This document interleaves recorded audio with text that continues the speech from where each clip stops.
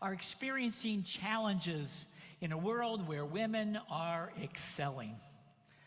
Male suicide rates are 4 times higher than females. Men are not attending and graduating from college. 47% of U.S. women have gotten bachelor's degrees versus 37% of men, almost the opposite of 30 or 40 years ago. Men are getting fewer professional degrees and high-paying jobs. This is having an impact on relationships. Men are experiencing significant challenges in forming romantic relationships. Over 60% of young men are single, while most women, young women, are not. Sexual activity is also at a 30-year low across genders. Far more men than women not sexually active. This lack of activity is contributing to the decline of the birth rate in this country, now at an all-time low and trending lower.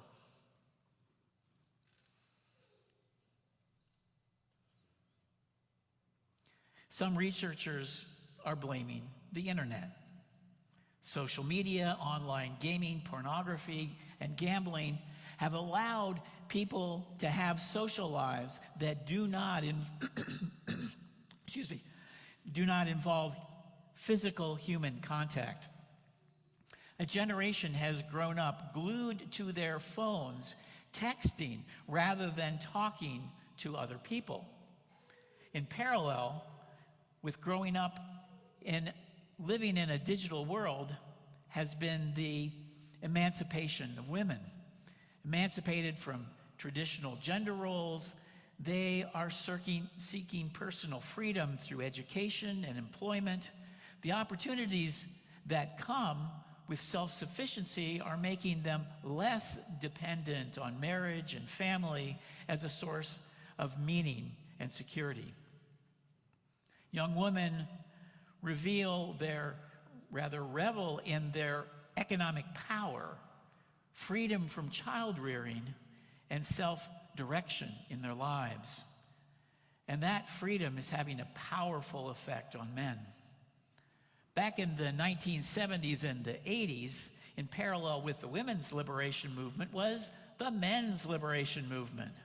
Men were encouraged to open to their nurturing side and share the role of parenting with their partners. Men were getting in touch with their feelings and learning how to be more communicative in relationships. I remember these times well as I learned to be more emotive and become a more sensitive new age guy. But that turned sour for some men with the men's rights movement that also started in the 1970s. These men attributed their problems to feminism. Instead of viewing gender roles as mutually constraining cultural systems, they framed feminism and women's advancement as a zero-sum threat to men. Some men perceived more equality for women translated into a loss of status and privilege. The decline in male-dominated jobs in manufacturing, for example, disadvantaged many men in the workforce. Women have done overall better in knowledge and the service economy. That perceived loss of economic power led to resentment by those who benefited by traditional gender roles. This interfered with their willingness to celebrate expanded opportunities for men and women. Add the conflictual social media landscape of today, and that has been transformed from a men's rights movement into what's now being called the manosphere. Men like Andrew Tate, Jordan Peterson, and Carl Benjamin have gained a significant following by those men who have been having trouble navigating contemporary changes in gender identity. One notable group are the misogynistic incels, or involuntarily celibate men. They reject feminism and want to return to traditional gender roles that reestablish dominance and control of women by men. If incels are wondering why they're having trouble dating women, they might need to realize that most women would rather have freedom than be subordinated back into those traditional gender roles. President Trump loves these incel guys and appeals to them by rejecting diversity, equity, and inclusion that includes promoting women in the workplace. DEI undermines the subordination of women to their proper role of generating white babies and serving their men's desires. What seems mysterious to me is why these manosphere aficionados think dominating and controlling women will make them happier. It most certainly will not make them better husbands or fathers if they want to have a happy marriage. Terrence Real has been doing couples therapy with men for the last 40 years. He knows dominance and control do not make for happy marriages. Re-energizing patriarchy isn't the answer. Here is how he frames a better path. What women are asking for from men is relationality, is learning to be intimate, opening up your heart and sharing your feelings, being vulnerable, being soft when your partner is vulnerable, being responsible. These are all wonderful things for guys. Stop whining, he says to those husbands, and let me teach you how to do it. Men can go through a revolution too, as women have, in redefining gender roles. That doesn't mean abandoning masculinity, but expanding it. And Terry Real makes clear that these are challenging times for re-envisioning gender roles for men. Let me speak personally to this. I have been challenged coming up with a clear definition of masculinity, of what it means to be a man. I grew up in a time when women were asserting that they could do anything that a man could do. With artificial insemination, we don't need men anymore to make babies. In what can men find meaning that has to do with gender in a contemporary society that doesn't require large muscles and the ability to wield heavy swords, spears, and rocks in battle or to kill prey? A couple of men working in this area I'd like to bring to your attention: Scott Galloway and Richard Reeves. They are alarmed by the state of boys and men today and have some ideas for us to consider. They reject zero-sum thinking and have a vision of roles men can play that are compatible with women's desires and expectations of men in partnership with them.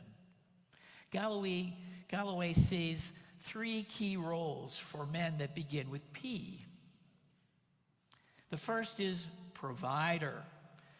Men must be capable of providing for themselves and for their family. This has been a crisis for men in areas of declining employment due to exporting manufacturing jobs and automation. Jobs that you can do with your hands rather than with your mind. Government handouts and universal basic income cannot and will not satisfy this need for meaningful engagement in employment. A great deal of self-respect comes from being a breadwinner.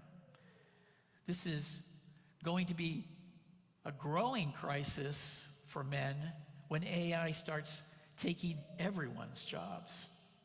Men need to feel like they are contributing economically to their family. And that can still happen when women earn more than men in their family. Each person's contribution matters, especially when a woman takes time from work to have children and may want to make less money. The men can be significant contributors to the family as caregivers for children and be willing to earn less and maybe work remotely. The key is being a vital contributor to the family with your effort. The second Galloway names is procreator. Men need to be willing to function in the role of father, either through fathering children of their partner, caring lovingly for their bonus children that may gain through marriage or through adoption. The commitment to the role of father in a family is a powerful source of meaning and identity for men. And the last P is protector. Men gain meaning through being able to protect their family from harm and keep them safe. Stepping into this responsibility helps create a container of security for the other family members. This can really range from making sure that the family is well insured, to security measures to protect a home, or maybe developing physical skills to deal with a potential threat.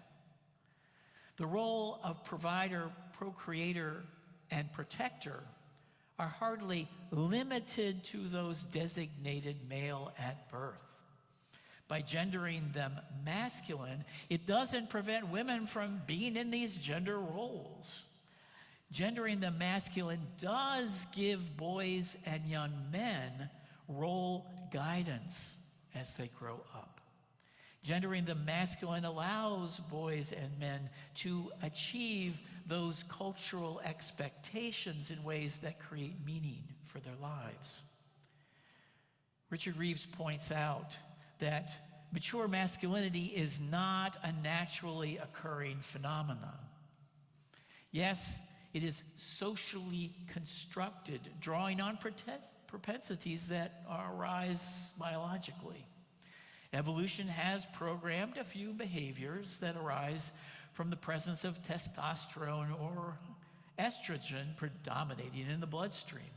But biology is far from destiny and permits a variety of gender expressions we witness and affirm today.